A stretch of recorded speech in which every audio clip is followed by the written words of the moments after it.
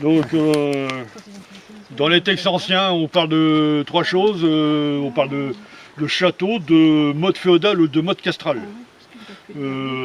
Ça dépend à quel usage c'était, mais c'était sur le même style. Là, on est sur la tour la mode qui servait de guet. Dessus, il faut savoir, il y avait un peu de remblai, tout ça. Il y avait, comment dire, une sorte de beffroi de construit donc en bois. Et tout autour, il y avait un mur pour se protéger. Donc ça faisait encore à quelques mètres. Il y a 7 mètres de protection. 7 mètres de protection, 7 mètres de trou, je veux dire. Donc il y avait un pont-levis entre deux. Pour aller ici, parce que là c'est la partie seigneuriale, ici. Donc il y avait une tour au départ. Une tour qui abritait et la passerelle était là. Passerelle ou pont-levis, bon, sans doute une passerelle plus qu'un pont-levis dans ce temps-là.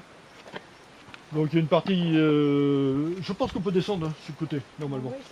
Je vais regarder, on va mieux voir. Là, la partie arrière, c'était la basse-cour, il y avait une forge et des écuries. Alors c'est pareil, des fossés et tout ça.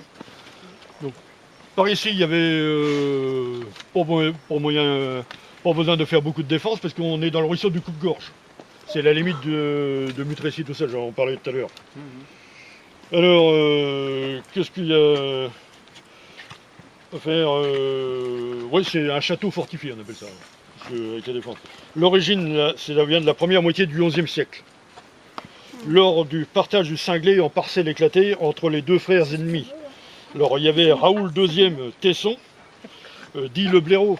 Ah oui. Celui qui, au dernier moment, s'est allié avec Guillaume le Bataire pour battre Grimaud du Plessis. Et donc, il y avait son frère cadet, Ernéis, qui était ici.